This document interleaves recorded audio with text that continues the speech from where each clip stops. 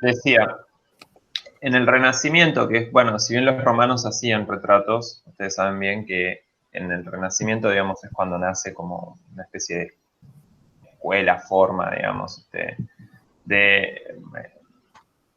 producir, digamos, de manera más o menos sistemática y bastante masiva para la época, retratos, ¿no? Y en esos retratos, fíjense que hay una idea de quedar para la posteridad, ¿no? Es decir, que entonces, y esto, aunque parezca una tontería lo que estoy diciendo, digo, ese concepto también nos trae para acá, digamos, ¿no? Entonces vieron que muchas veces en la fotografía de corte occidental, digamos, lo que se fotografía, si bien es, obviamente, siempre es un momento, por supuesto, pero hay una idea, ¿no? Del posar frente a la cámara de tipo retrato, que tiene que ver con esta idea de este soy yo y quedar, ¿no? En cambio, en estas fotos, por ejemplo, que mandaste, Caro, eh, por un lado, como decía Eli, el humano no tiene una relevancia demasiado importante en la figura, no es el centro, está ahí, pero no, la figura no es central. Pero además está en un proceso, ¿vieron? Espérenme un segundo porque acá se quejan. Qué tirano que sos. Tenés jodido, ¿sabes? Dale. Vení.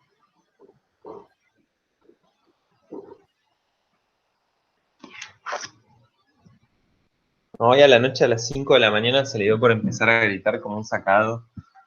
Y se fue a la ventana y empezó a gritar en la ventana y era para estrangularlo. Yo lo amo, pero también lo odio a ese gato. Este, porque los otros dos son calladitos, pero este no, es insoportable, se queja por todo. Incluso salta, ¿vieron? Sube, por ejemplo, a la cama y hace y salta a la mesa y se va quejando todo el día de todo. Es un viejo gruñón.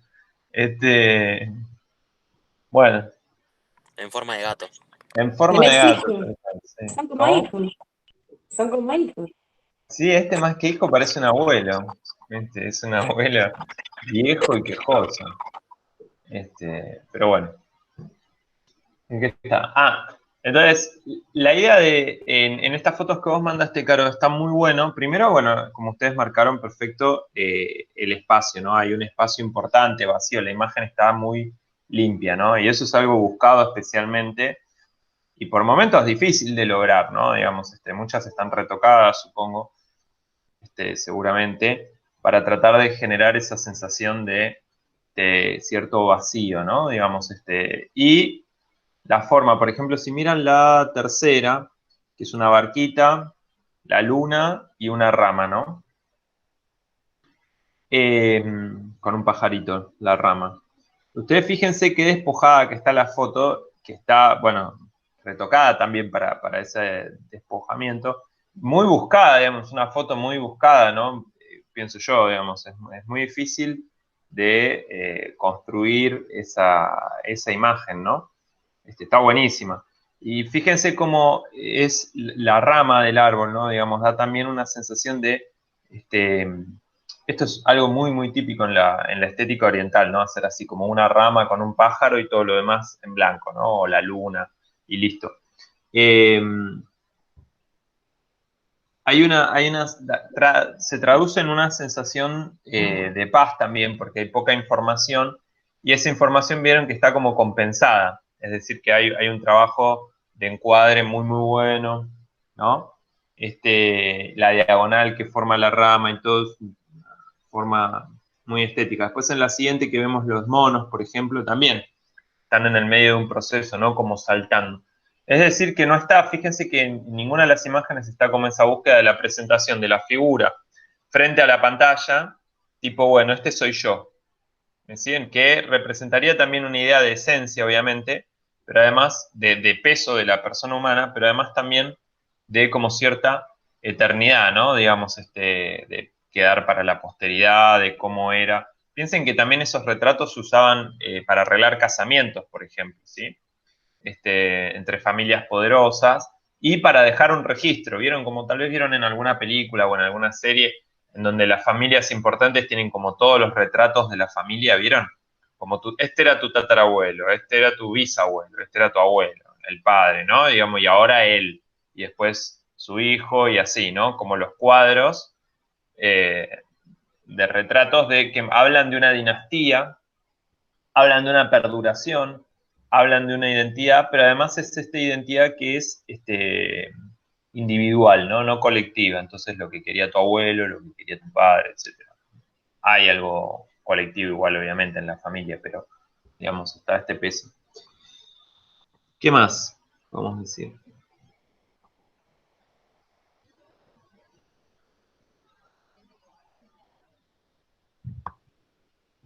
Lo de la luna y el deseo y el ego.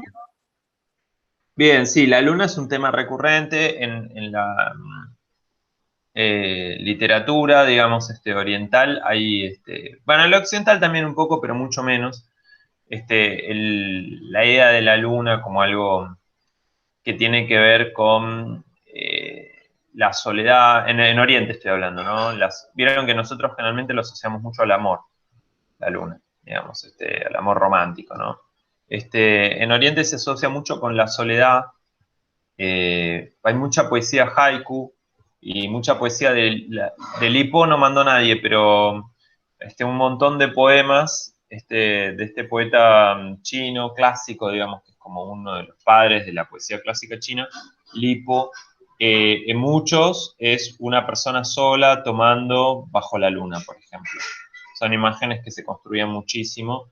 Esta idea de que la luna representa la soledad. Y piensen que la soledad en Oriente está asociada también a la búsqueda de un camino personal, es decir, a la unión con el todo. No es la soledad como la entendemos nosotros.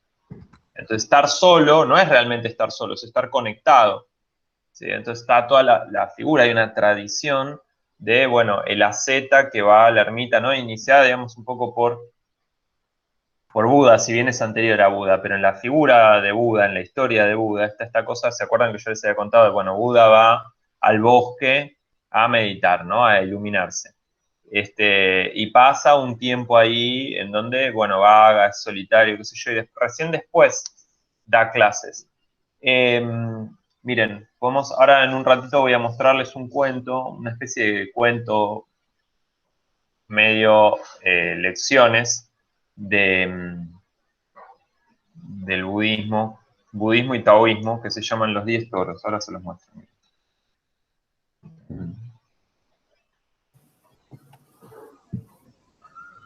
A ver si los tenemos por acá.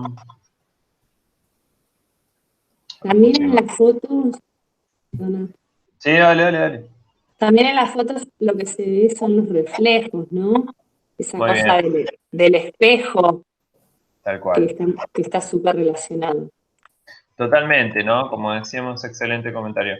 Como decíamos exactamente, las fotos, perdón, los reflejos tienen que ver, siempre recuerden, con la idea también del budismo de que lo que se refleja es el deseo.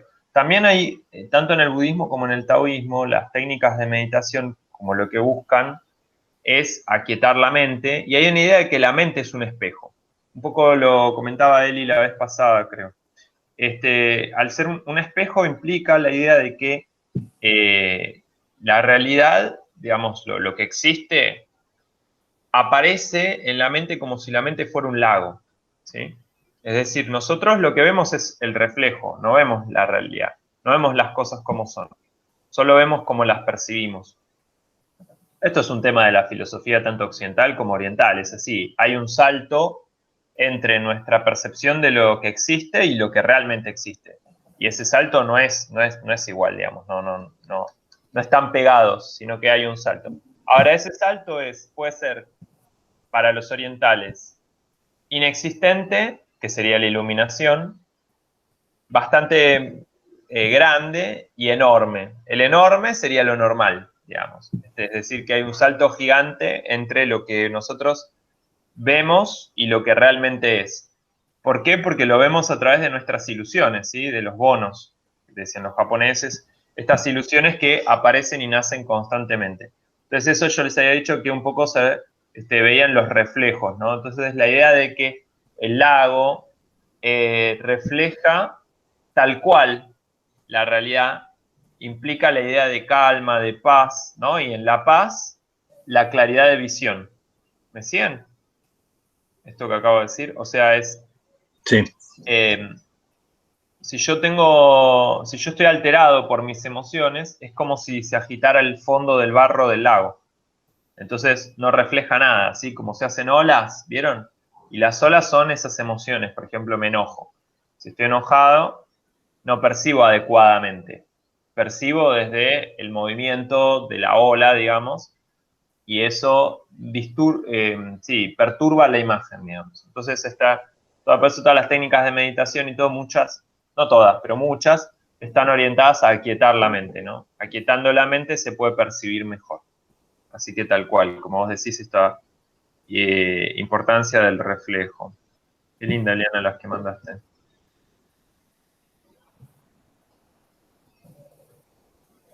Sí, está bueno.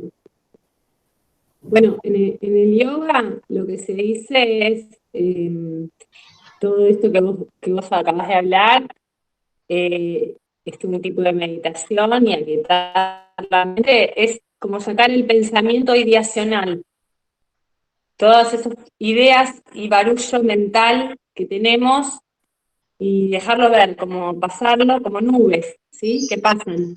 Tal cual. Eso es el pensamiento ideacional, como que la mente se va. Eso. Muy bien, tal cual. Tal cual. ¿Qué más?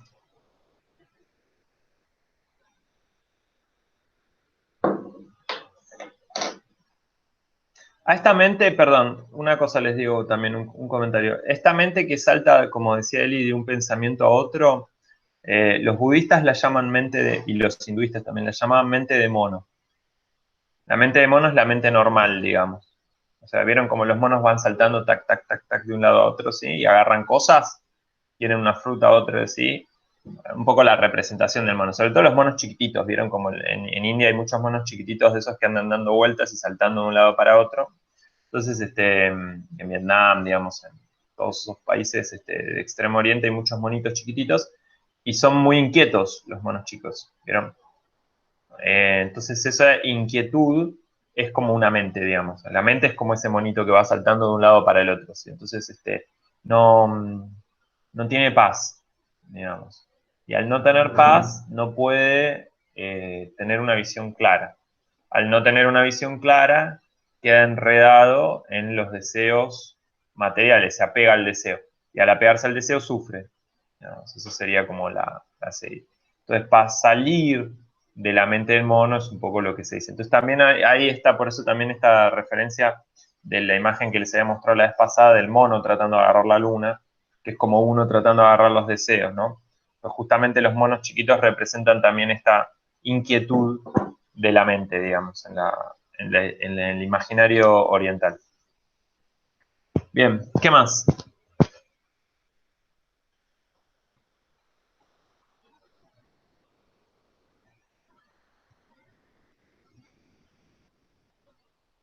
Vamos a ir comentando todas las imágenes si quieren.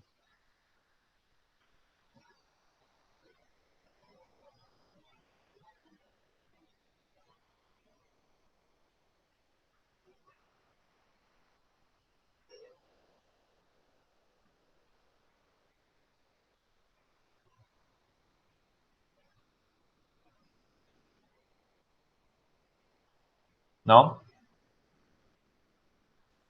Puede ser. El uso del color me llama la atención. Ay, perdón, Fabri. Sí, sí. Sí, também, eu também pensei nos colores, que são desaturados, sépias, não? Sí, tal cual. Como poco, sí, desaturados, en general desaturados. E também Salvo monocromáticos. las que mandaste vos, que ahí se ve como más saturado, Sí. pero igual es como armónico el uso de ese color. Monocromáticos, não? Sí. Sí. Sí. Está muy bien eso. Sí, sí, dale. No, lo que decía que más, que aparte del color, lo que noto en general es como que hay como casi todas las fotos lo que veo es como una especie de espiritualidad que me genera eso, como una búsqueda de simbolismos, o todo es simbólico, y como todo como que remite a eso, a esa espiritualidad, no sé. Ujú. No sé si... Siento que evoca más como una calma más que una espiritualidad. Bueno, sí, Como que el color y las acciones que están haciendo, como que todo es como que va hacia como un zen. Como una calma. Exacto, sí. Sí. Porque pero está bien lo que dice Caro. Sí, Caro, en el sentido de la espiritualidad, porque justamente, como decíamos, despejar la imagen trae, y en estas imágenes que además muchas son de paisajes, etcétera, hay una idea de, bueno, aparte fíjense que se genera mucho la idea de inmersión, ¿vieron? No es tanto un paisaje que vemos afuera, sino que está un poco más como inmersos, ¿no? Pero además, al despejar la imagen, genera como relaja la vista, digamos, y nos transmite cierta paz, y esa paz, digamos, uno la tiene asociada a la espiritualidad por todo esto que veníamos diciendo. Cuando se aquieta la mente uno ve mejor, ¿no? Es que tranquilo, eso es algo que cualquiera puede hacer la experiencia. Cuando está tranquilo piensa mejor que cuando está nervioso o alterado, ¿no? Digamos, es evidente. E em las fotografias de Caro também é cheio de simbolismos, né? Ujú. Também. Sí. Mencionamos varios. No sé si quieren agregar algún otro. ¿Qué más tenemos? Bueno, después, por ejemplo, Gastón, por ejemplo, mandó tradicionales, bien tradicionales. Están muy lindas.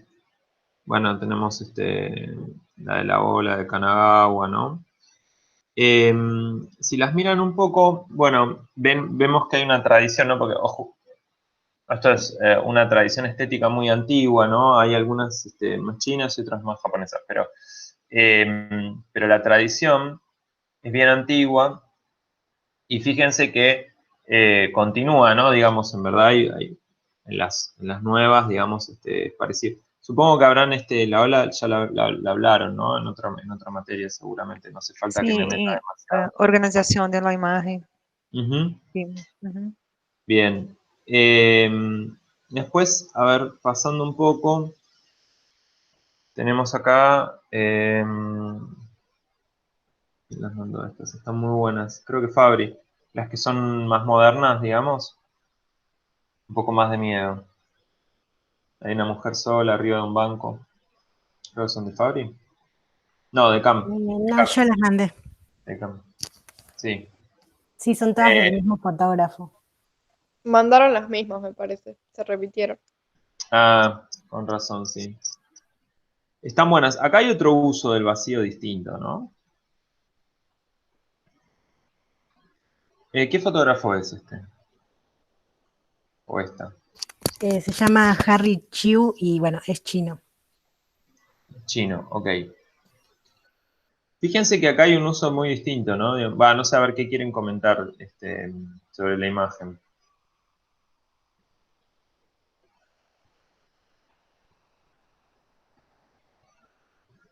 ¿Qué les transmiten? ¿Son las del árbol? ¿La mujer con el árbol? ¿Las de la mariposa? No, la de la mujer, las que mandó Cami son 5. Es una mujer arriba de un banco en una plaza, toda negra la foto. Una mujer al lado de un árbol. Una mujer sola en una casa. Tan Dos. terribles. Y una mujer sola en una casa y otra como en una especie de oficina, no sé, o un edificio de China.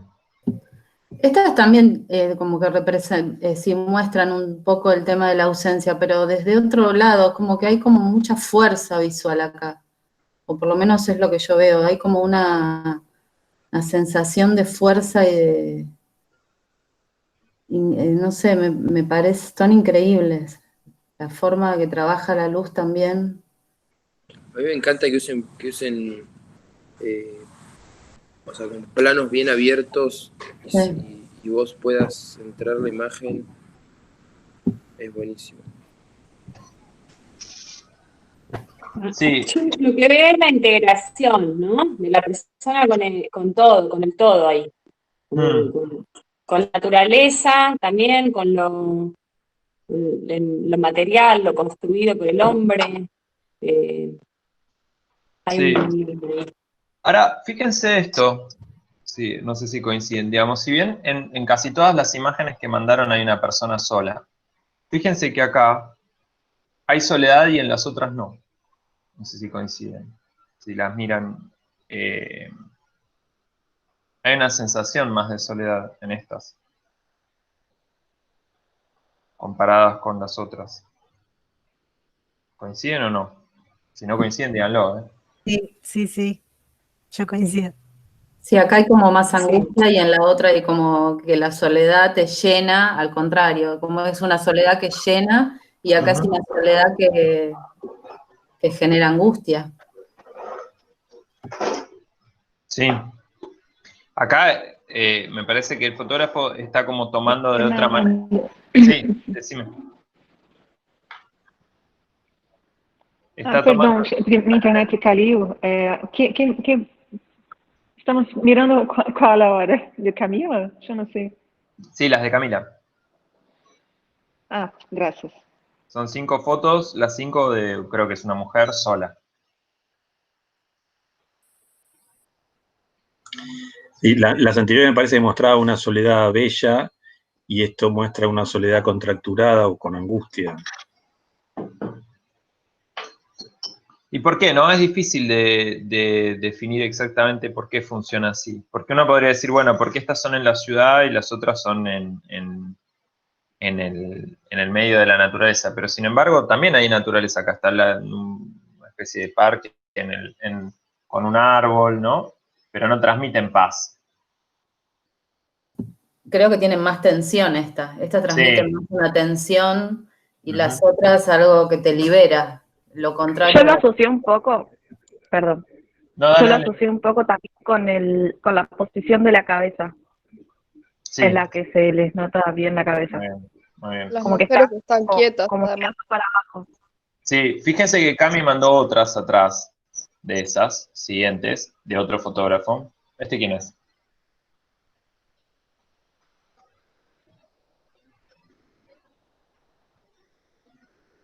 Creo que fue la otra Cami. Ah, creo que fue vos, claro, Camila, vos. Vos mandaste otras, Cami. No, yo no mandé.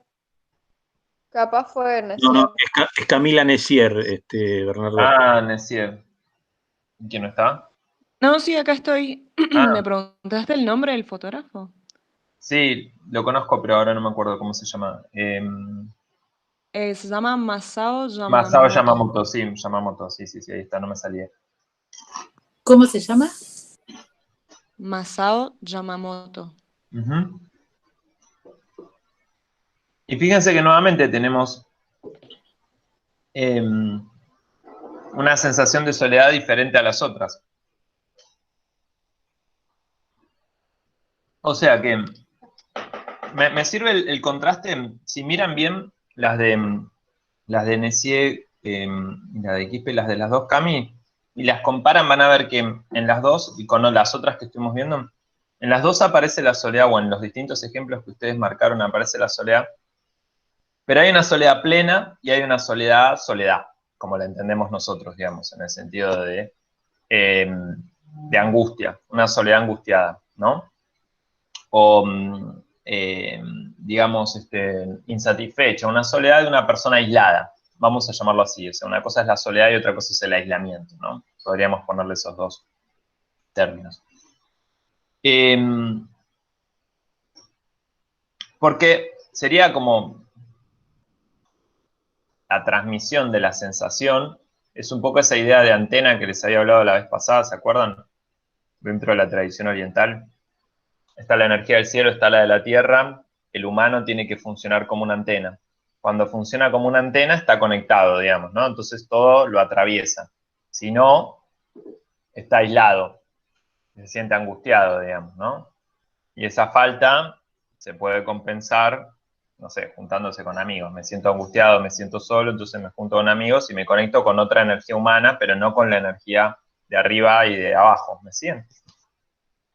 Entonces, en estas de fotógrafo chino, se ve, en mi opinión, bastante claro que hay una idea de la soledad como angustia o como desconexión, ¿no? Digamos, se está hablando un poco de una falta. Son hermosas las fotos igual, ¿no? No tiene nada que ver eso. Uno puede trabajar de una manera bella cualquier tema. Y las otras son más clásicas de la tradición más oriental del concepto de soledad. Y fíjense que en Occidente nosotros la soledad la asociamos a algo negativo, ¿no? Yo digo solo la palabra soledad y lo que nos viene es algo malo, ¿verdad? Está mal estar solo.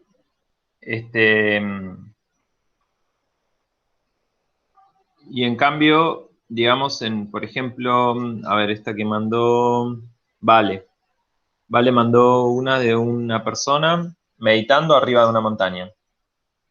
O parada arriba de una montaña, no está meditando, pero está parada arriba de una montaña. ¿La ven? La primera. Creo, a mí me pareció primera. Después mandó otra de una persona con un buey. ¿La ven? Un toro tiene. Sí. Un toro, un buey. Es una vaca, creo, no sé. Sí, es una vaca. La del Monte Fuji también está increíble, ¿eh? Con el láser. Sí. Después están estas de los, también de los miles de puertitas, las Mon. Ese es un lugar muy famoso de Kioto. Yo estuve el año pasado, a fines del año pasado estuve ahí. No saben lo que es un quilombo de gente. Sacar esta foto que sacó así todo vacío es dificilísimo. Cuando está todo vacío parece re lindo, pero en verdad es un mundo de gente, es horrible.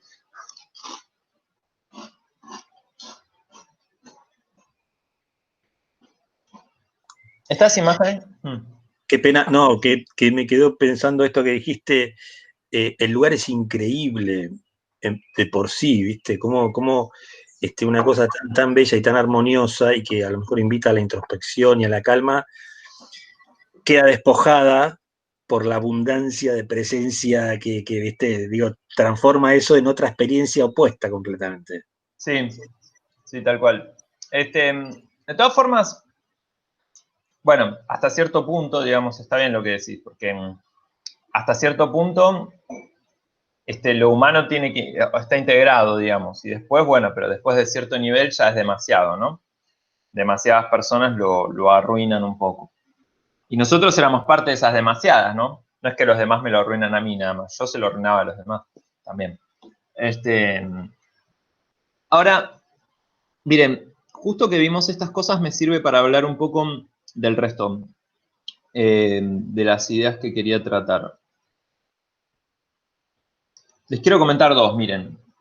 Acá cuando ven al hombre con el buey, con la vaca, eso también tiene una tradición. Miren, les voy a justo lo quería charlar y presentar ahora. Este es un libro clásico de Kokuan, un monje, que se llama Los 10 toros. Fíjense, ¿lo ven? Sí.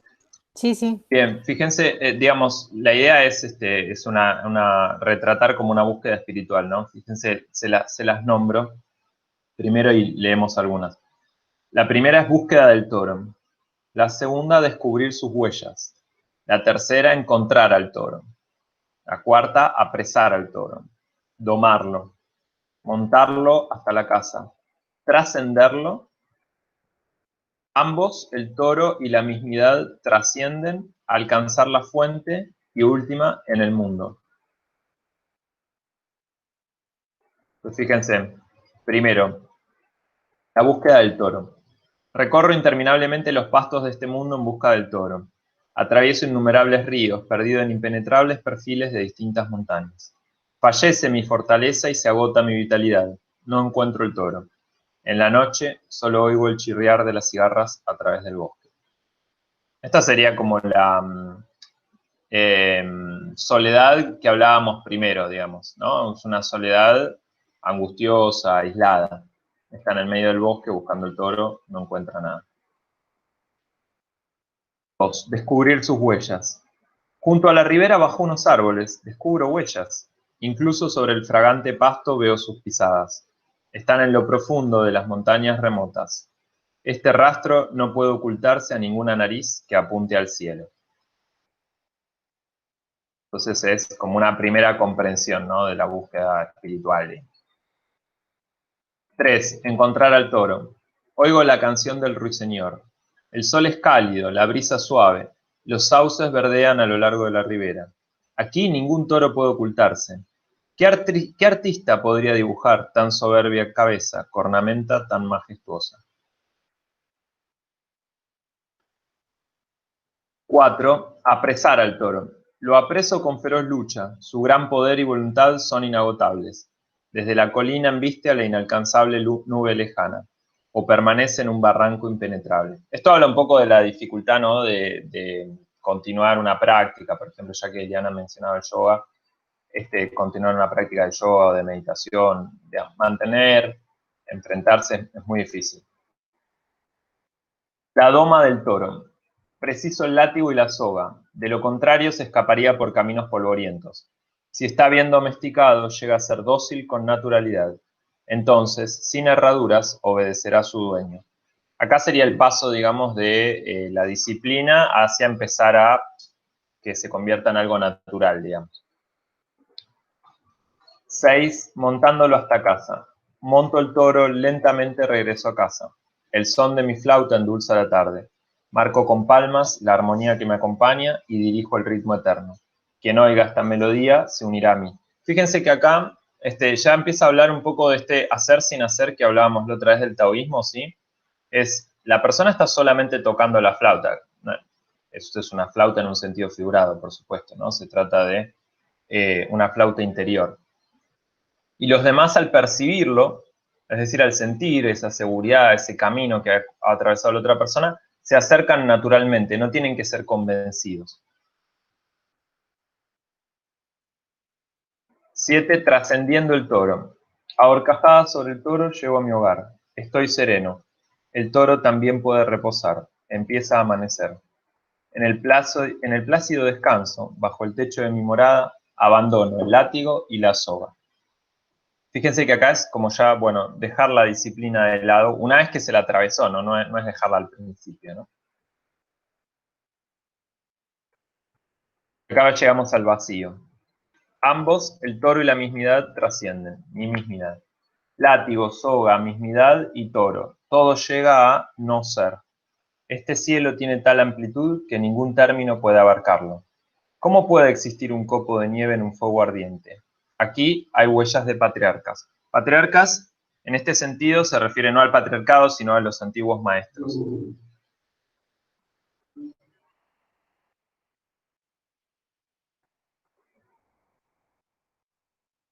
Nueve, alcanzar la fuente. Es la fuente de uno mismo, ¿no? Demasiados pasos se han dado para regresar a la raíz y la fuente. Mejor hubiera sido sordo y ciego desde el inicio. Morir en la propia intimidad, indiferente a lo de fuera. Las aguas del río fluyen plácidas y las flores son rojas. Esta es bastante compleja, es una tradición dentro del budismo, un poco lo habíamos hablado la vez pasada, ¿se acuerdan? Ya se había dado el cuentito de dos amigos, uno rico y uno pobre. El rico le pone una joya, el pobre no la encuentra. Pasan 10 años, el rico se la señala, el pobre la encuentra. Sería algo así, es decir, si Buda estuvo en uno desde el principio, ¿para qué irse a buscarlo afuera, no? Digamos, hay otro cuento que dice, se encuentran dos maestros y uno le pregunta al otro, se reconocen como maestros, ¿no? Y uno le pregunta al otro, ¿de dónde vienes? Vengo de la zona de Han, le dice el otro. Le dice, ¿y qué fuiste a buscar allí? No me faltaba nada cuando fui hacia Han. Dice, si no te faltaba nada, ¿para qué fuiste? Y el otro le dice, si no hubiera ido, ¿cómo habría sabido que no me faltaba nada? ¿Se entiende esto que estoy diciendo? Quizás es un poco difícil, ¿no? Supone entonces la idea de que en verdad, digamos, como la budeidad es una capacidad, no hace falta nada externo para tenerla. Sin embargo, es necesario al mismo tiempo y de una manera contradictoria que alguien me señale y me enseñe a poder descubrir esa capacidad que tengo desde el inicio. Por último, en el mundo. Descalzo y con el pecho al descubierto me mezclo con la muchedumbre. Mis ropas son andrajosas y polvorientas y siempre mantengo la placidez. No uso magia alguna para prolongar mi vida. Ahora ante mí los árboles muertos aparecen vivos. Bien. Esta última habla de ser lo que en el budismo se menciona como bodhisattva. Creo que no se los mencioné.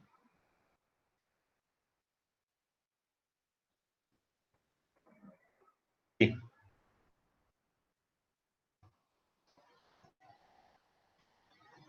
¿Qué les pareció? ¿Les gustó?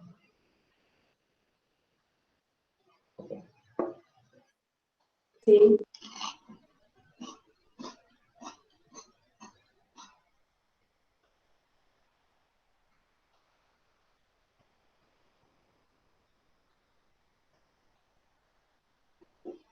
Es lindo, lo tenía preparado y justo que vi estas imágenes de Vale, la del hombre solo en el campo con la vaca, hace obviamente una referencia, bueno, es muy probable que haga una referencia a esto, digamos, por la estética que busca el fotógrafo, ¿no? Para poder lograr esa estética, obviamente hay que imbuirse en los textos, y este texto que les mostré es un texto muy clásico. Cualquier persona que más o menos conoce del tema se va adentrando y, bueno, llega a este texto, no es un texto secreto ni nada que se le parezca. Vieron también que aparece bien clara la idea de vacío, ¿no? Incluso está representado, vieron, es un círculo sin nada, como un momento, ¿no? De esa trascendencia. Y el bodhisattva es aquel que se iluminó y vuelve para ayudar a los demás. Es decir, que renuncia a su propio nirvana, por así decirlo, a quedarse en el más allá, para volver a ayudar a otros a entender, a iluminarse, me siguen, a hacer el camino. Entonces, la figura del bodhisattva depende de la escuela del budismo, algunas le dan mucha importancia y otras no tanto. En algunas escuelas el bodhisattva es la figura más importante de todas, porque está como orientado por la compasión hacia los demás. Ve a las personas sufriendo y vuelve al mundo para enseñarles a dejar de sufrir, digamos. Pero en otras escuelas no le dan tanta importancia a esta figura, porque tiene un componente social también, ¿no?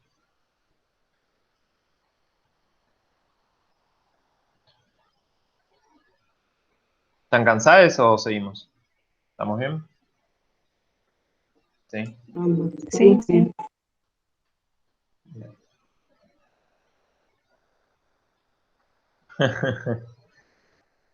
Acá Valen mandó una con los zorros blancos, ¿la ven?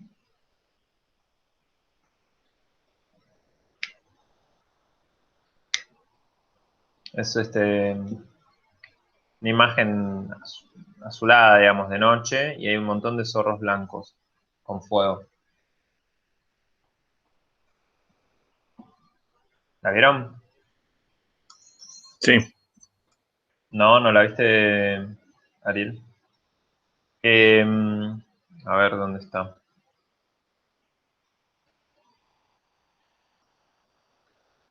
Ahí va. Esa misma. Esta es de otra tradición. Esta es animista. Ahí están los zorros blancos o zorros plateados, ¿verdad? Kitsune. Zorros kitsune. Representan a una diosa ahí. Justamente en las puertitas, esas que vimos, las puertitas rojas, las mon, ¿las vieron? Que hay una atrás de la otra. Se hace en honor a una diosa que se supone que toma forma de zorro o que sus sirvientes son zorros. Y aparecen en esos templos zorros con un montón de arroz en la boca. Y ese arroz en la boca representa, porque es una diosa de la abundancia y del comercio también. Entonces, en general, las puertitas esas las hacen comerciantes a los que les va bien con algo. Por ejemplo, venden mucho, dicen, y bueno, si vendo mucho te hago una puertita. Y es un intercambio con los dioses, es un negocio. ¿Sí? O sea, yo vendo y te hago una puerta. ¿Me siguen? Es como te hago una ofrenda. Y esto es otra corriente dentro de lo que influye en Japón específicamente. Si quieren ahora vamos a eso, pero me gustaría saber si ya quieren comentar algo más sobre las imágenes que estuvieron pasando los compañeros.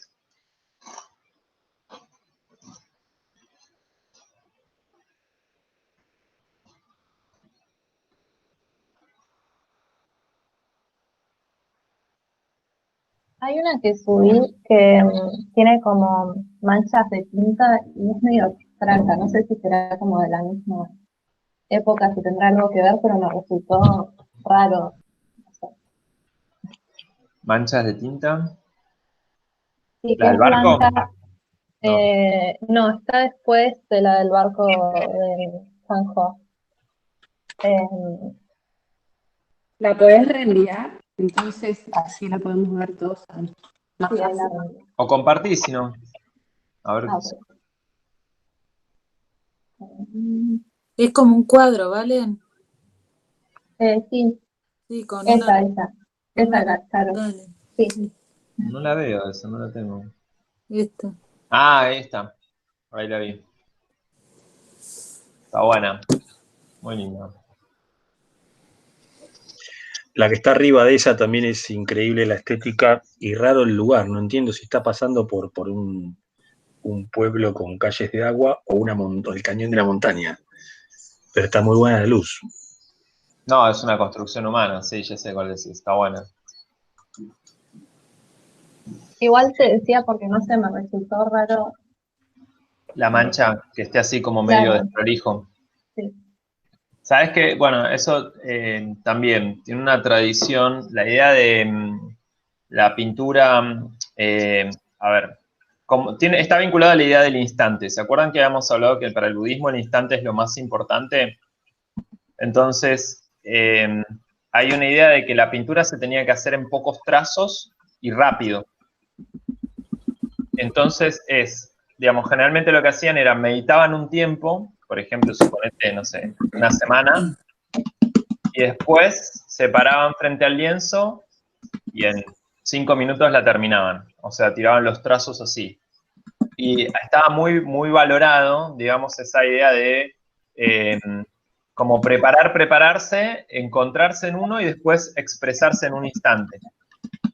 Y entonces por eso muchas veces quedan como desprolijas, por decirlo de alguna manera. Pero era algo buscado, digamos, ¿no? Como con el trazo firme, rápido, resolverlo, ¿sí? Ahí también hay una vinculación con la esgrima japonesa, con la figura del samurái, de la que voy a hablar ahora en breve. En esta también idea de que, bueno, en un instante se decide todo, se decide la vida, la muerte, ¿no? Digamos, en el duelo con espadas, por ejemplo. Porque el budismo influyó mucho en la casta samurái, pero mucho, mucho. Y estaba esta idea de, bueno, matar al otro rápidamente y con gran fuerza, digamos, porque tenía que ser así, en un instante. Muchas veces antes de un duelo se preparaban meditaban días y después iban al duelo y lo mataban al otro, la idea, ¿no? Era matarlo al otro rápido, digamos, como en un solo movimiento. Era como una muerte más limpia, digamos. Mostraba más esta perfección, esta maestría de la que hablábamos. Es linda la imagen. Las que mandó Davia son también medias perturbadoras, ¿no? ¿Quién es el fotógrafo, Davia? Ah, mirá. ¿Cómo se llama? Sí. Chomei Tomatsu. Ahí si quieren se los escribo. ¿De dónde es? De Hay Japón. ¿Está sonando un despertador o algo? Sí, perdón. Quizás. Están muy buenas. Pero sí, no es una estética clásica oriental, ¿no? Y habla más de lo humano. Y ahora vamos a ver otras que son tradicionales, pero parecidas desde otro lugar. Porque estas son como la deformidad, el sufrimiento, ¿no? Sí, yo me perdí con lo tradicional, se me olvidó ese punto. No, pero está bien igual porque tienen, en verdad es otra tradición. Ahora vamos a ver, miren, van a ver que son antiguas igual también. Hay otros que hacían este tipo de cosas también.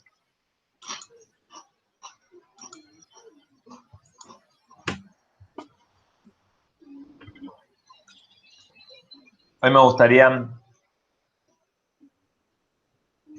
porque en Occidente tenemos, esto también tuvo que ver con parte de un proceso de marketing de Oriente acá.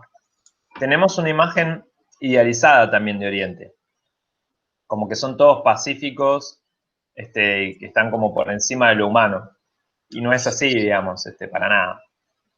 Entonces, hoy voy a mostrarles otro costado, de eso es un poco la idea. Y después, para cerrar, si llegamos, me gustaría mostrar un poco el vínculo entre los dos, o sea, hablar entre este vínculo entre violencia y belleza y paz que tienen los orientales, especialmente en Japón, digamos, está muy desarrollado esa unión. Como les decía, que los samuráis capaz se pasaban varios días meditando y después iban y le cortaban la cabeza a sus enemigos, ¿no? Entonces es algo que para nosotros, como siempre tendemos a separar blanco y negro, ¿no? Como que la esencia de la paz es la paz y entonces nunca puede ser guerra. ¿Me siguen? Porque para nosotros paz es paz en esencia, es algo opuesto a la guerra. La guerra es mala, la paz es buena, digamos, y así, ¿no? Tendemos a separar así los occidentales. En cambio, en Oriente no era pensado de esa manera, sino que el samurái tenía que poder unir las dos cosas, una gran sensibilidad con una gran capacidad de violencia, por ejemplo. Es decir, que podía pasar de una a otra rápidamente. No digo que esté bien, digo que es otra perspectiva del mundo.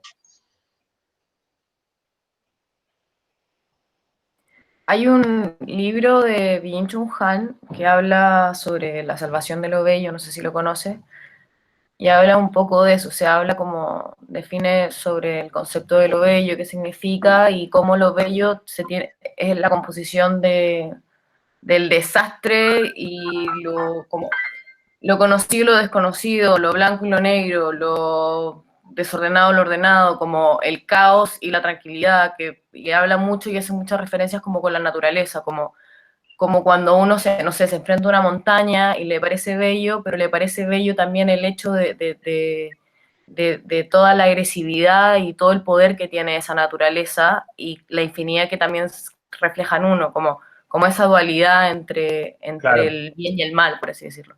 Uh-huh. Y que eso compone lo bello. Muy bueno. Sí. Tal cual. Voy a hablar un poco de eso ahora en un toque. ¿Les parece? ¿Quieren que nos tomemos 5 minutos o estamos bien? ¿5 minutos? Sí, Dale. se me hago un té. Dale, 10 y 5 arrancamos de nuevo. Perfecto. Bueno. Dale, bárbaro.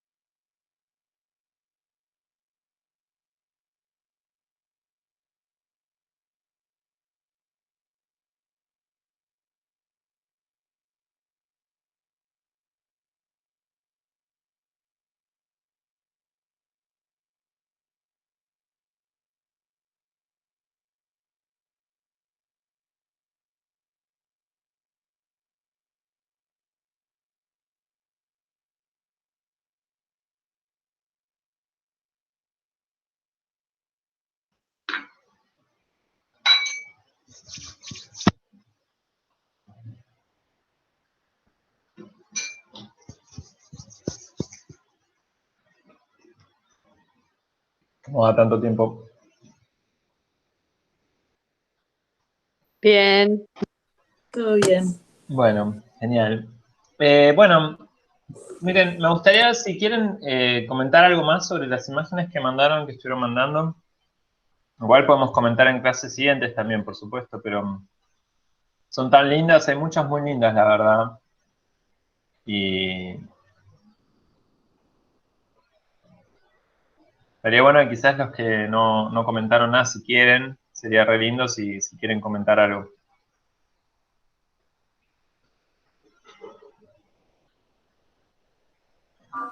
Cuando vea la clase pasada, te comento todas las fotos de una. Te la mando por mensajito, Bernardo. Bueno, igual no pido tanto, pero sí como los que sí vinieron a la clase pasada, si quieren decir alguna cosa.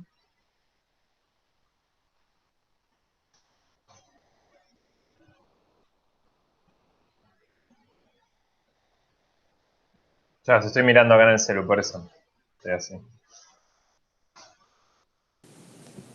Yo compartí ahí unos haikus de Bayo Ah, dale, sí. y ves las imágenes y para mí es como que se compenetran, viste, con muchas de las imágenes, los escritos de él. Totalmente. Totalmente. ¿Querés comentar alguno en particular? Están buenísimos los que mandaste. Lees y tiene infinito, o sea, están todos re buenos, viste, qué sé yo. No sé. Sí, por ejemplo, acá vos mandaste, por ejemplo, niebla matinal sobre una montaña sin nombre, ¿no? Sí. O esta, se extingue el día, pero no el canto de la alondra. ¿Qué les parece o qué les transmite estos haikus muy, muy bellos? Sí, es como que transmiten el instante, ¿no es cierto? Como el instante de que se extingue el día, o sea, de la niebla matinal, después pasa la mañana, ya no está, es como... me parece como que hace foco en el instante preciso de algo. Totalmente. Con la Sí. profe con Silvia, no sé si la conoces. Es mi vieja, sí. Sí. ¿Eh? ¿Es tu mamá? Es mi mamá, sí. Ah, bueno. Sí la conozco. Nos dimos una panzada grande, analizando unos textos también del Tao y unos haikus de Bayo. Está muy bien. Una genia, Silvia, yo la adoro. Bueno, qué bueno. Me voy a decir. Sí, yo también la tuve. Es divina. Sí, es una divina. Por lo menos para mí. Está muy bueno. Mira, fíjate, estas que compartiste el primero, por ejemplo, la primera nieve. Las hojas de los narcisos apenas se inclinan, ¿no? Hay una sensación de instante y también de movimiento, fíjense en muy bien logrado, ¿no? O sea, uno, si se toma un segundo, los haikus hay que como tomarse un segundo para sentirlos, ¿no? Pero digo, como las hojas se empiezan a inclinar, ¿no? Digamos, se empiezan a inclinar ante esas primeras nieves que van cayendo, que las mueven suavemente, pero hay un movimiento, ¿no? Y también este peso en las estaciones, ¿no? Que hablan nuevamente del movimiento en general, de esa ausencia de la que hablábamos. Recuerden que Byung-Chul Han ahí presenta la ausencia como la capacidad del movimiento también.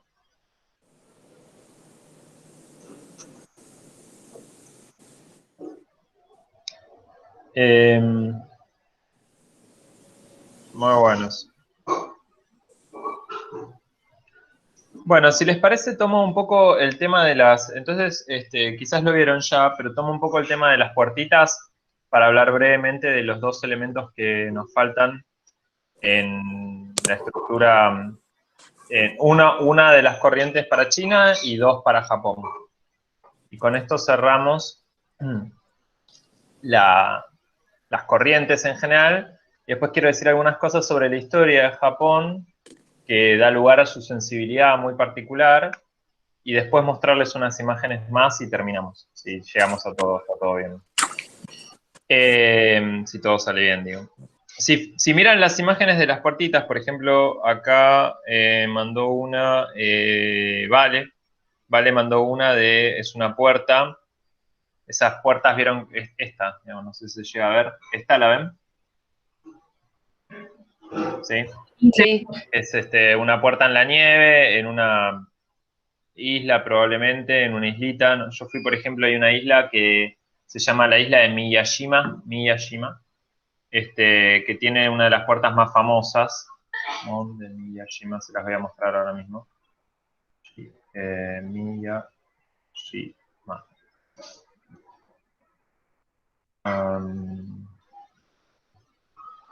Acá está, espérenme un segundo. Les comparto.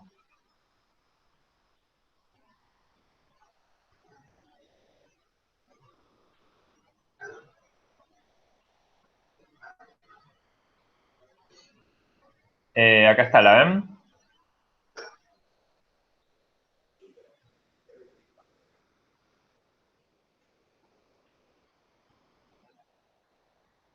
Sí, ahora sí, Fernando. Esta. Sí. ¿Tiene algún significado particular, Bernardo? Sí, tienen un significado. Ahora voy a eso. Les cuento un poco primero qué es Miyashima. Es una islita que está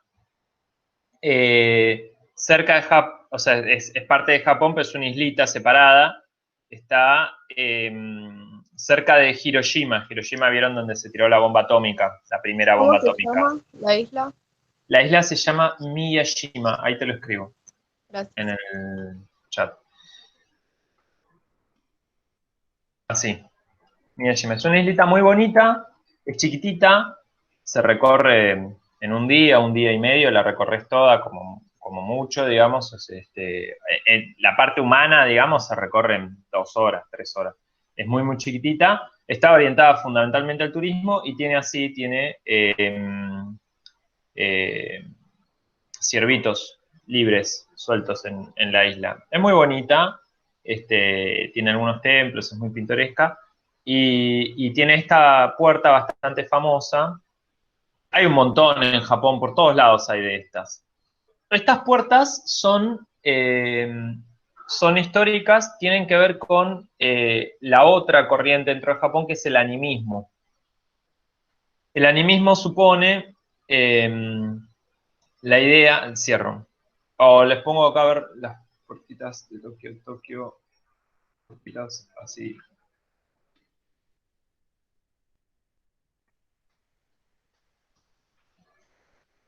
Son estas, ¿ven? Está un poco por todos lados. Hay muchas así. Estas son de Tokio. Y las más famosas son las que mandaron ustedes, que son de Kioto. Estas. Fushiminari. ¿Ven que están un poco por todos lados? ¿Las ven? Sí. Sí. Esto es un camino re largo, son un montón de puertas y cada una tiene inscripciones y tiene que ver con esto que yo les decía. Algún comerciante que tuvo éxito en su negocio le pone una puerta a los dioses en agradecimiento. Ahora, fíjense esto. El animismo básicamente es lo siguiente. Supone la idea, voy a cortar la presentación. Supone la idea del animismo de que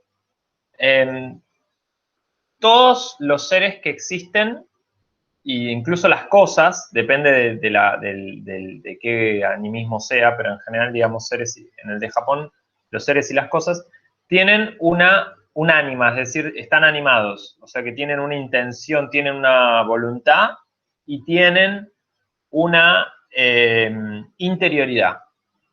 Las piedras, ¿sí? Los animales muy particularmente y las personas. Todos tienen su interioridad propia. Y tienen como un espíritu, ¿sí? Un shen, digamos. Ese espíritu se ve en distintas cosas, y para los samuráis muy particularmente, la hoja de la espada obviamente tenía su propio espíritu, su propia voluntad, ¿no? Que era de, por ejemplo, cortar, ¿no? Matar. Pero también hay un cuento de Borges sobre un cuchillo que es maravilloso, que es un cuchillo que está en un cajón, después se los mando. Es un cuchillo que está en un cajón y dice, esperando que alguien lo empuñe para matar a otro, ¿no? Digamos, más o menos dice eso. El cuchillo está ahí esperando quién sabe cuánto tiempo, ¿no? Porque está esperando ser útil, cumplir su función, que es la de matar. Y es un cuentito, es un poema de 4 líneas, 5. Y entonces, en el animismo, todo tiene vitalidad, todo tiene una interioridad, y además hay dioses particulares de los lugares o de los conceptos incluso. Hay distintos tipos de dioses. A esos dioses los llaman kamis. Sí. Un kami o un kamis un kami es un dios. Son dioses chiquitos en general. Es decir que hay una orden jerárquica en los kamis. No es que todos valen lo mismo, sino que hay algunos que son muy poderosos, no sé, el dios del sol, y hay otros que son dioses chiquititos, no sé, el dios del arroyo. ¿Se entienden? ¿Sí? Y estos kamis tienen un lugar físico, ¿eh? Esto es importante. Es decir, si nosotros le preguntamos a un cristiano, yo les digo a ustedes, bueno, habíamos hablado un poco de esto cuando hablábamos del dualismo ontológico. ¿Se acuerdan? Si yo le pregunto, bueno, ¿dónde se ubica físicamente Dios? Es difícil de responder esa pregunta, ¿sí? Antes, en la Edad Media, era fácil de responder, se decía en el cielo. Y por cielo se refería literalmente a atrás de las nubes. ¿Sí? O sea, esas nubes que veo, atrás está Dios, en su trono.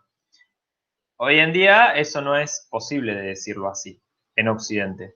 No podemos decir que está Dios, o bueno, alguno quizás lo dice, pero en general, digamos, no lo creemos así, sino que más bien decimos, bueno, tenemos un problema cuando empezamos ahí, ¿no? Si ustedes agarran a cualquier cristiano muy, muy creyente y le empiezan a preguntar, bueno, pero específicamente ¿dónde está? Y va a tener problemas para decirlo, ¿sí? ¿En qué está? ¿En Venus? ¿Está, digamos, está en la galaxia de Andrómeda o está en la galaxia de la Vía Láctea? ¿En qué galaxia está? ¿No? Bueno, entonces, no, bueno, están todas y en ninguna, entonces empiezan ahí las dificultades para decirlo, para localizar. Los dioses, estos japoneses, están en un lugar específico geográfico. Entonces, el dios del arroyo es el dios de ese arroyo concreto. No está en Tokio, está en ese arroyito. ¿Sí? El dios de las serpientes tiene un lugar específico, vive en una montaña y cosas así, ¿sí? O sea, concreto, vive en esa montaña, en el monte Fuji, al costado, por ejemplo, y así, ¿sí? Entonces, mucho más específico.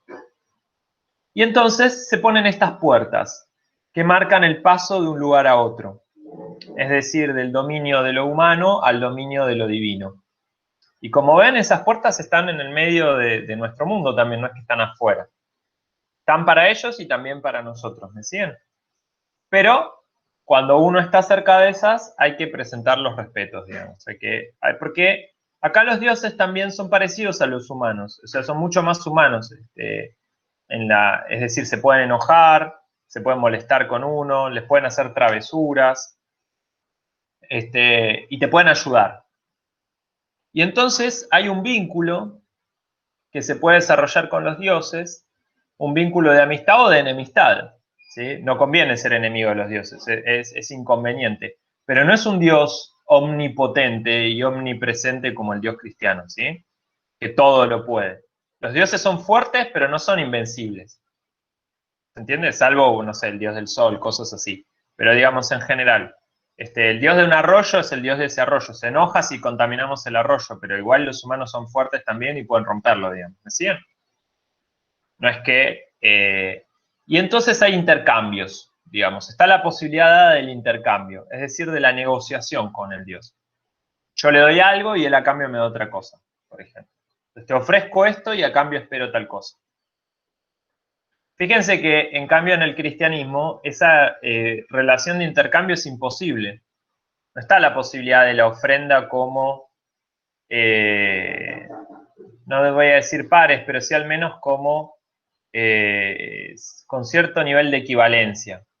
Si yo te ofrezco algo, quiere decir que ese algo que te ofrezco te gusta de alguna manera, ¿sí? Si le doy unas frutas al dios, porque al dios le gusta comer fruta, o le gusta el sake, por ejemplo, entonces le doy alcohol para que tome y disfrute un poco. ¿Me siguen? Es un poco así.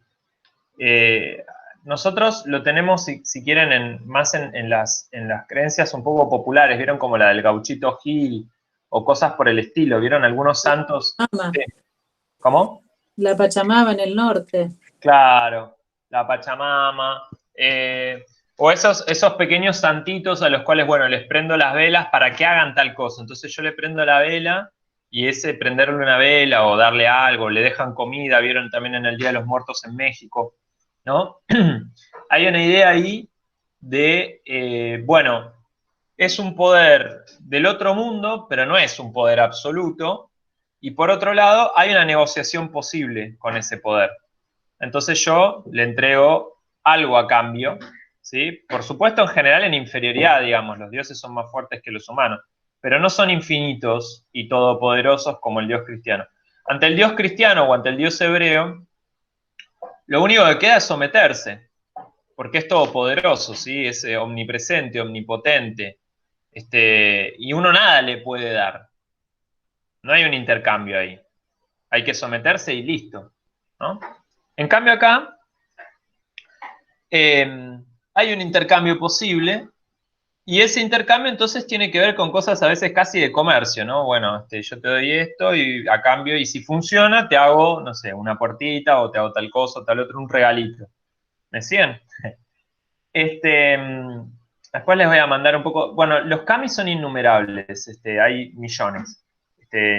Después les voy a mandar una imagen con un pequeño resumencito que tengo en un libro de algunos tipos de kamis que hay. Igual no son todos, ¿sí? Pero hay un montón. Están de las serpientes, o del río, del lago, de la montaña, hay un montón. Y por eso, si ustedes van a Japón, van a ver que hay puertitas así un poco por todos lados. Cada 2 cuadras hay alguna, o cada 4 cuadras por ahí. Por todos lados van encontrando esas puertitas, ¿sí? En general rojas, pero algunas no. Bien, hasta ahí estamos con eso entonces, ¿sí? ¿Por qué rojas? Sí. No sé por qué rojas, no siempre son rojas, pero en general son rojas. ¿Sabes qué? No sé por qué. Es una buena pregunta. Justo mientras lo decía me lo pregunté yo también. ¿Por qué es que eran rojas? Si uno lo googlea seguro lo encuentra, pero la verdad es que ahora no lo sé. Igual no todas. Hay algunas que son de piedra, pero las que son de madera las pintan de rojo. Pero no tengo idea. Y después, en ese intercambio que les decía, incluye también esta idea de que, bueno, todo tiene un espíritu, ¿sí? El árbol, la máquina de podar, cualquier cosa, ¿sí? Todo tiene un espíritu. Y los pueblos animistas tienen la concepción, si todo tiene un espíritu y comparte la interioridad, de que algunos seres pueden transformarse en otros. Entonces está la idea de que un animal puede transformarse en humano, por ejemplo. Los mapaches, tanuki, por ejemplo, pueden transformarse en humanos, o los zorros, kitsune, también. Es decir, que tienen el poder de transformarse, tanuki, mapaches. Hay una película que la pueden ver en Netflix ahora, Kitsune Zorro, que la pueden ver en Netflix ahora, que es La Guerra de los Mapaches, es del estudio Ghibli, y son así, son mapaches que se empiezan a transformar en humanos para tratar de evitar que los humanos se sigan sigan rompiendo todo un bosque, digamos.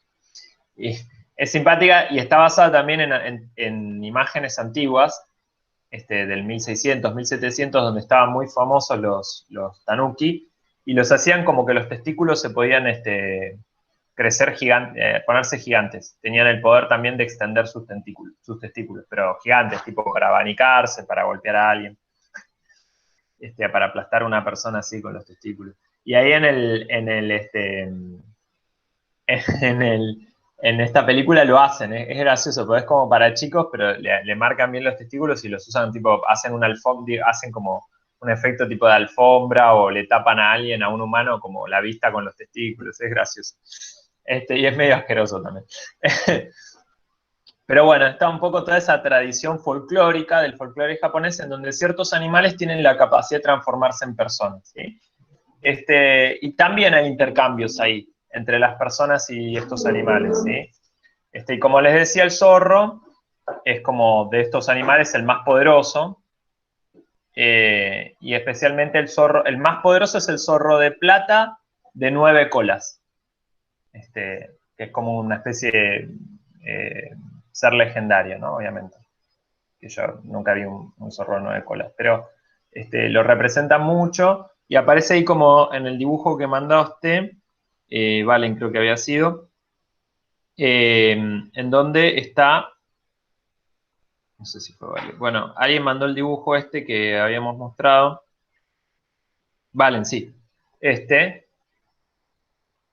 no sé si se llega a ver, no se ve nada me parece, a ver si le subo el brillo, ahí Bien.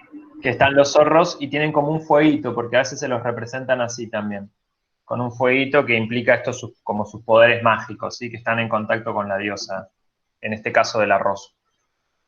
Entonces, bueno, un poco ahí con eso cerramos un poco el animismo, ¿sí? Porque quería decir 2 o 3 cositas más antes de que termine la clase. Por último, nos queda una última corriente de pensamiento que fue la que influyó mucho en la estética oriental y sobre todo también en su organización social, que es el confucianismo. El confucianismo nace en China a partir de un pensador que fue Confucio, y Confucio justamente lo que propone, lo más importante que propone es una idea de orden.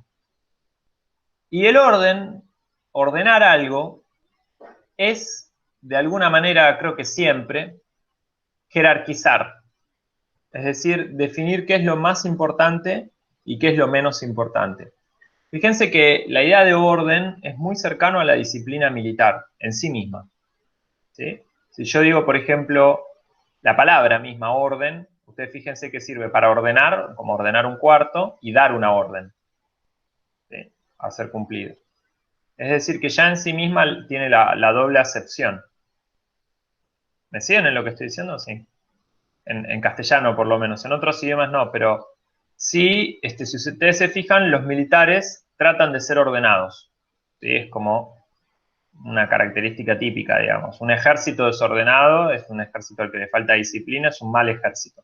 Un buen ejército es un ejército disciplinado. Y la disciplina implica que el de abajo obedezca al de arriba, ¿no es cierto?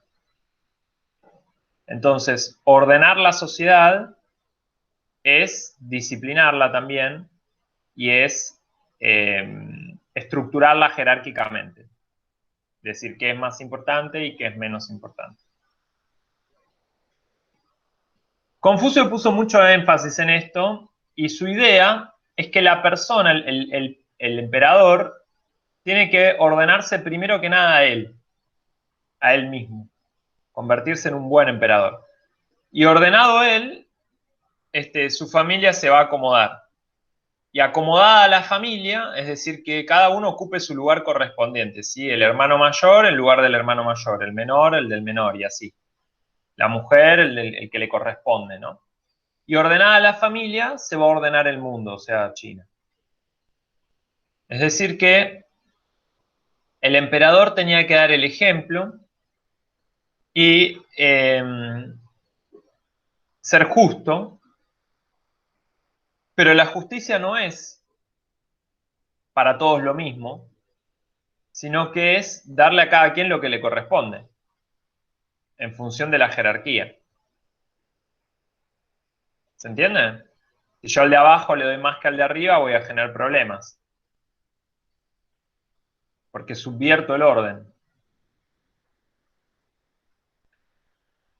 Es un pensamiento, podríamos llamarlo conservador, digamos, ¿no? Desde el punto de vista político. Son muy lindos igual sus escritos, valen la pena. Hay un libro clásico de él, que lo tengo por acá, a ver, espérenme un segundo, si lo encuentro. Acá está. Que son los 4 libros clásicos de Confucio. Tengo acá un par de citas marcadas, a ver si las tengo todavía.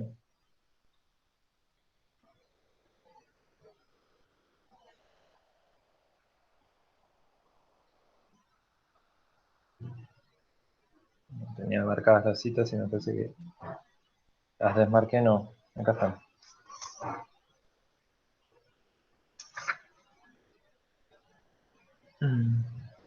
Fíjense, por ejemplo, ¿no? Cito una cosa.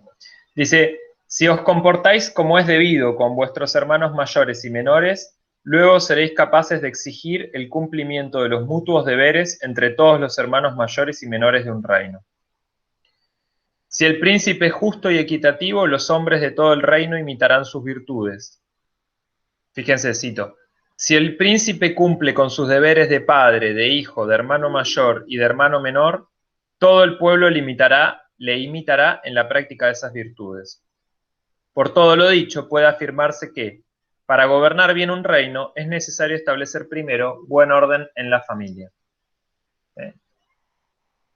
Fíjense que, y después sigue, dice, necesidad de gobernar bien el reino, los reinos, para que el mundo entero goce de paz y armonía.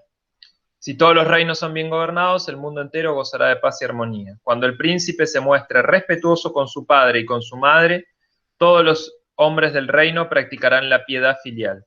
Cuando el príncipe muestre la debida estimación hacia sus hermanos, la deferencia fraternal será practicada en todo el reino. Cuando el príncipe sea compasivo con los huérfanos, la virtud de la compasión se extenderá por todo el reino. Esto demuestra que el príncipe queda constituido en guía y norma de las acciones de todo el pueblo. ¿No? Fíjense, otra regla. Lo que desapruebes de tus superiores, no lo practiques con tus subordinados, ni lo que desapruebes de tus subordinados, debes practicarlo con tus superiores. Lo que desapruebes de quienes te han precedido, no los practiques con los que te siguen, y lo que desapruebes de quienes te siguen, no lo hagas a los que están delante de ti. Lo que desapruebes de quienes están a tu derecha, no se lo hagas a los de la izquierda, y así, etcétera, ¿no? Corto ahí porque se entiende. Sigo una más, por ejemplo. Fíjense, está muy centrada en la idea de virtud, ¿no? Y fíjense, miren, escuchen esto. Quienes poseen autoridad deben mantener un rígido control sobre todos sus actos para practicar en todo momento el bien y evitar el mal, ya que de lo contrario ocasionarían la ruina de todo el imperio. O sea, las personas con autoridad tienen que estar como muy vigilantes de sí mismas para todo el tiempo hacer lo correcto. Y recuerden que acá lo correcto no es para todos por igual, sino que es a cada quien según el lugar social que tiene. Una más, dice, no dar importancia a lo principal, es decir, al cultivo de la inteligencia y del carácter, y buscar solo lo accesorio, es decir, las riquezas, solo puede dar lugar a la perversión de los sentimientos del pueblo, el cual también valorará únicamente las riquezas y se entregará sin freno al robo y al saqueo. Bueno, puede seguir así, o sea, como ven es un tratado muy moral, en el sentido técnico de la palabra que estuvimos hablando la otra vez, o sea, al principio de la materia. Morales quiere decir que, ¿no? De reglas sociales, ¿sí? No hay una reflexión ética, mejor dicho, hay una reflexión ética, pero esa reflexión ética en verdad lo que lleva es a refrendar, a validar las normas morales, digamos, que más o menos eran como las que estaban vigentes, ¿no? Y se pone mucho énfasis en esta idea de la virtud personal de los poderosos, para que esos poderosos den el ejemplo, ¿no? Y en la fuerza del ejemplo como el gran ordenador de la sociedad, ¿no? Digamos, si el superior es así, es bueno, es justo, no es una persona ambiciosa, etcétera, los demás se van a ir ordenando. Y si no, también puede aplicar los castigos para ordenarlos, por supuesto. Pero, digamos, se entiende que la idea es que tiene que ir fluyendo naturalmente desde arriba hacia abajo. ¿Me siguieron? ¿Sí? Bien, entonces, ahora, si ustedes tuvieran que decir algo sobre esto, ¿a qué les suena? ¿Qué es lo más importante que podríamos decir que tiene Confucio o el confucianismo?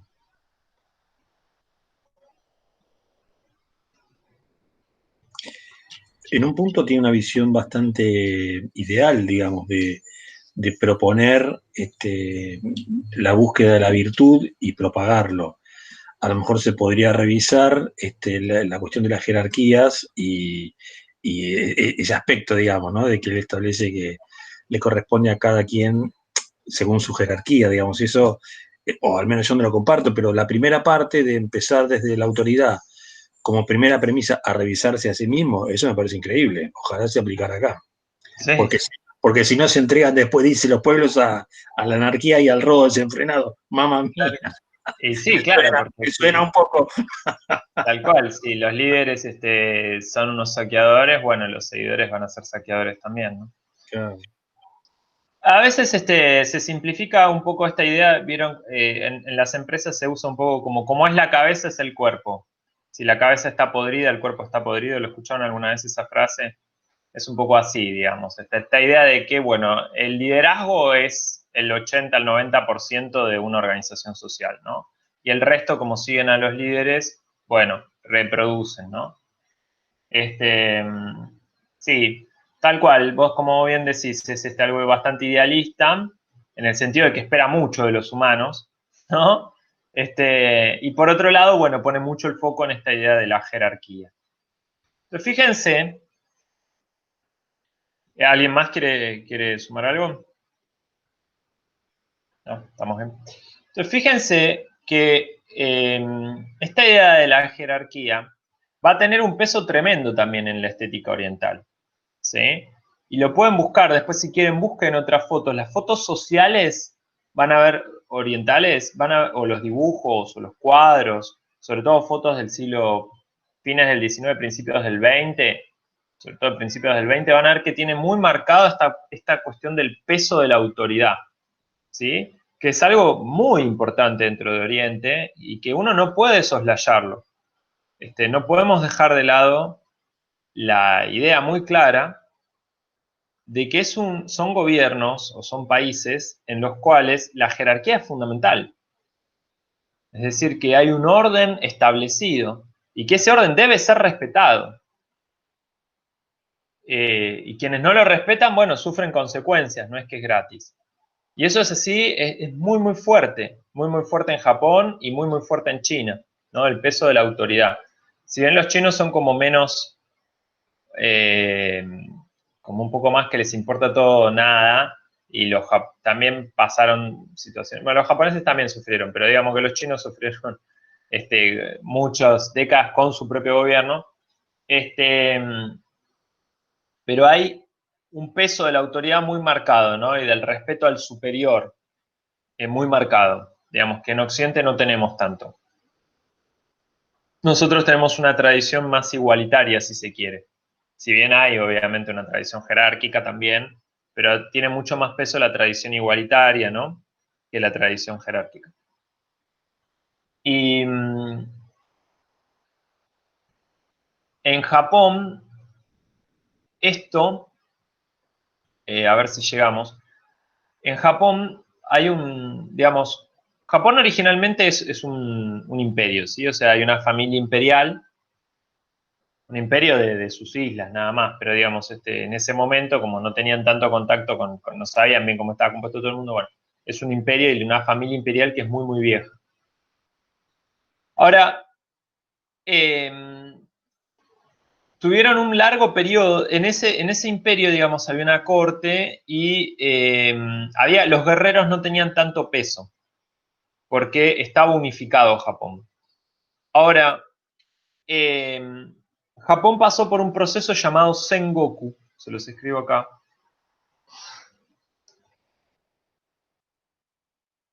El Sengoku es el periodo de guerra interna, es una guerra civil que dura 150 años. 150 años de guerra. Del 1467 al 100 años, del 1467 al 1568. Y este periodo de la guerra civil es un periodo en el cual los distintos señores feudales, o sea, se fueron conformando como señores feudales, cada vez más fuertes. Al principio eran débiles y estaban como sometidos al emperador. Y durante el periodo de la guerra civil van todos a la guerra entre ellos y cada uno se va haciendo más fuerte y gobiernan su zona, me siguen como feudos. Entonces, en ese periodo feudal se consolida mucho la figura del samurái, porque piensen que cuando hay guerra civil de 100 años, los guerreros son importantes. ¿Se entiende? Porque el periodo está definido por la guerra. Entonces, los valores de la guerra y del guerrero se convirtieron en dominantes, ¿sí? En este periodo. Y siguieron casi hasta el día de hoy. Hay un libro, tengo acá, que les puedo pasar algunas partes, les voy a mandar algunas partes, de Nitobe, Inazo Nitobe. Se los escribo. Les mando la foto ahora en un rato. De Inazo Nitobe, que se llama Bushido, el alma de Japón.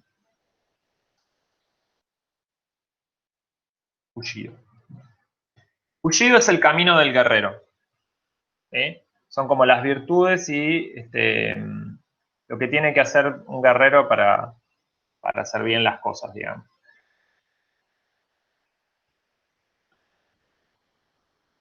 Do es camino, ¿sí? Por eso Bushido. Como Aikido, ¿vieron? O como Kendo, o como Judo, y así. Karate Do, por ejemplo. Kara es vacío, te mano. El Do, el camino de la mano vacía, o sea, sin armas. Los puños vacíos, o sea, sin armas, ¿no? Es pegar piñas, digamos. Entonces, ¿por qué les traigo esto? Porque lo quiero usar como una especie de transición hacia la cuestión de la guerra, que vamos a ir viendo, y la fotografía de guerra. Y la ética y la moral alrededor de la guerra y del conflicto. Pero me gustaría entonces marcarles también, mostrarles este contraste en la cultura oriental. Que estuvimos hablando de la paz, de la iluminación, de la inmortalidad, etc. Y ahora les quiero hablar un poco, en estos pocos minutos y después la clase que viene un poquitito y después ya pasamos al tema de la guerra, de la violencia que implica también, ¿sí? Porque hay una sociedad, no es solamente una sociedad en la cual existe la idea de, bueno, la paz interior, iluminarse y qué sé yo, sino que también está la idea de una jerarquía muy, muy rígida, muy, muy sólida, que estructura toda la sociedad, en el cual los de abajo son como, un poco como niños, y en el cual los de arriba son como los padres, digamos, benevolentes, ¿no? Y en la cual el de abajo tiene que estar dispuesto a darlo todo por el de arriba. Hay una idea de deber muy, muy fuerte, ¿no? Especialmente en la casta samurái se desarrolla muchísimo esta idea de que había que estar dispuesto a dar la vida por el amo, por el señor. ¿Me siguen? Y ahí el budismo se mete muchísimo, porque como tenían que estar todo el tiempo dispuestos a dar la vida y decidir en el instante, estar presentes, muchos de los guerreros meditaban. Entonces era muy común que meditaran y después fueran a matar. Y ese contraste es muy marcado, ¿me siguen? En Oriente, digamos. Entonces el monje guerrero, o el guerrero monje también. Y era común que algunos, o no era raro, digamos, que algunos guerreros samurái después se retiraran y se hicieran monjes, o que algunos monjes se hicieran guerreros, y que los que meditaban escribieran poesía y después participaran en guerras también, ¿no? Poesías hablando sobre la belleza de la vida, la infinitud, etcétera, o el instante, y después pasaran por la guerra, ¿no? Digamos, y todo eso estaba como amalgamado. Entonces, Japón especialmente tiene muy marcados estos contrastes que aparecen en otras cosas, como por ejemplo el sushi. Comieron sushi, ¿verdad? El sushi, si ustedes cuando lo comieron, vieron que es algo muy refinado, muy fino, digamos, y muy violento también. Es muy estético, muy bello, pero es muy violento porque en definitiva es pescado crudo. O sea, es un pescado al que lo cortan y te lo dan así, te dan el pedazo de pescado. ¿Me siguen o no? Es eso. Entonces hay una gran violencia y los mercados más ideales de sushi lo cortan en el momento. Es decir, hay un mercado en Oriente que se llama mercado fresco, que está en China y en Japón. tienen los peces ahí, vos le decís quiero ese, y lo agarran, lo abren adelante tuyo, lo limpian y lo matan, digamos, lo trocean, y te lo llevas y te lo vas comiendo, ¿se entiende? Es una cosa de muchísima brutalidad, digamos. Y muy bella al mismo tiempo, porque queda muy estético, muy ordenado, digamos, muy sutil. Aparte es un sabor sutil, es una forma sutil, pero también es muy violenta, muy cruda, en el sentido amplio de la palabra. Bueno, entonces, ahora les voy a mandar unas imágenes. No llego a hacerlo ya, no quiero estar tan corriendo, pero les voy a mandar ahora unas imágenes del arte tradicional japonés violento. Son fuertes, son dibujos, pero son fuertes. En donde aparece esto, se llaman Musan. Sí, decime. No, una cosita en relación al pescado que decías, hay una tradición japonesa o china que, digamos, que comen un tipo de pescado que es altamente venenoso. Sí, el pez lobo. Claro, y entonces, digo, hay gente que muere hoy todavía porque en cómo lo limpian hay un arte, tienen que estar súper calificados para limpiarlo, justamente para que la gente no muera. Pero digo, el contraste de lo bello y la muerte o lo peligroso, si se quiere. Tal cual, tal cual. Miren, les voy a mandar una imagen.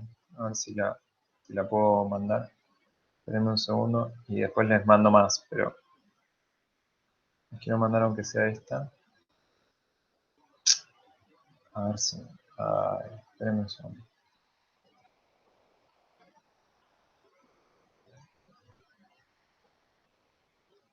Pues son tremendas. Acá está.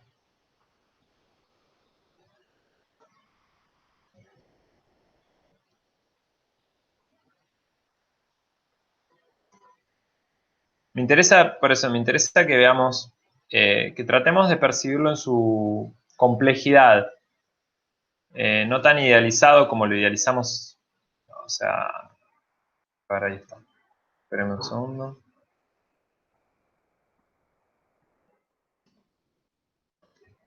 No la puedo mandar, a ver.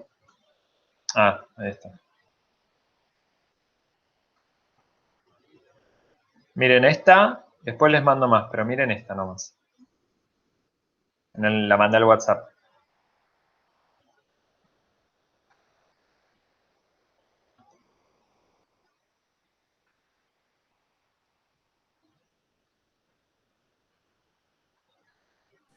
Linda pintura. Para el living. Tal cual.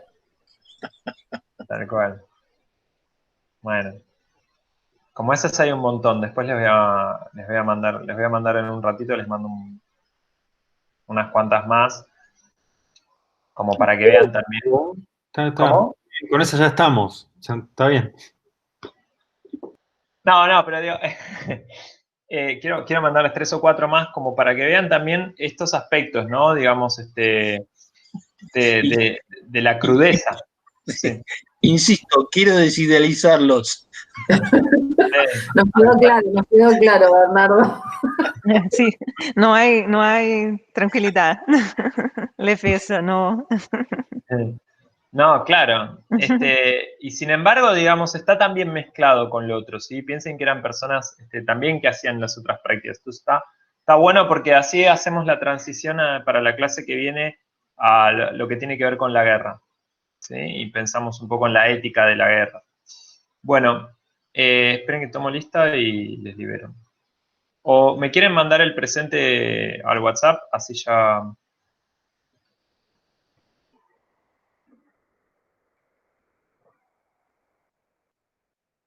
Como te parezca más prefieras. Bueno, denme un segundo entonces. Bueno, ¿se entendió? ¿Lo siguieron bien? Sí. Sí. Estuvo bueno. ¿Les gustó? Lo pensaba dar todo en una clase, bueno, fueron 3. ¿Qué vamos a hacer? Era una locura, era una ambición ridícula la que tenía. No, igual es sumamente interesante. Bueno, me alegro que les Yo haya no gustado. tenía nada de idea de la cultura japonesa, la verdad es increíble. Bueno, me alegro. Bueno, Leonardo, sí. perdón la pregunta, No, pero por favor. yo estoy un poco perdido en un orden de la clase y hacia dónde va el bote, digamos. Me faltaría eso. Bueno, estamos yendo a, uy, es que no llego a explicarlo, pero si me lo repetís la pregunta en la clase que viene, te lo digo. Dale, listo. Ahora, porque si no, no yo los quiero liberar, si no después me cagan a pedo. Aguilera, Flor, sí. ¿Sí o no? Algan, Carolina. Acá presente, Carolina. Sí, Eliana sí, Camila vos también, Cabot, Valentina. Presente. Sí. Casareto, Candelaria. Acá estoy. Costa, Gastón. Sí, presente. Lisa, Muriel. Acá. Perfecto. Mendoza, Fabricio sí. Sí, Mórtola, acá. María Inés. Acá, presente. Nessier también, habíamos estado hablando. Quispe. ¿Quispe? Sí, acá. Perfecto. Ariel sí. Rosenthal, Gaspar. Presente. Salinas, Davia. Estuvo, pero Sí. hace un ratito salió porque tenía que ir al dentista. Ah, cierto, me había avisado. Caduto, Gian. Presente. Tessier, Daniel, Kevin. Villella, Valentina. Acá. Ay, qué tarado que soy, perdón. Estoy, no sé si Y Soco, Marianela. yo estoy presente, Sí, estoy. profe. Dale, perfecto. Bueno, chiques, les dejo entonces. Nos vemos, gracias por todo. Chao, Bueno, Leonardo. Gracias. Chao. Que ande Chao, bien. buen fin de. Gracias, igualmente.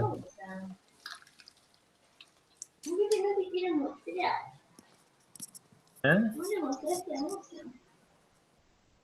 Ah, no me di cuenta. Que me estabas diciendo eso. Ya te retaron. Sí, no, pero por otra cosa. Chao, Para profe. que les muestre este gatito, miren. Ay, sí. Un siamés. Es un gordo insoportable. Qué lindo. Bueno. Bueno, ahí chao, está. profe. Gracias por Ah, entender. no, por favor. Al contrario. Hasta luego. Hasta luego. Me tienen que mostrar a mí. Yo soy muy linda. Ya me descubrieron gordo y bizcocho. Ya se descubrieron los secretos que tengo. Ya está, no es tu tía.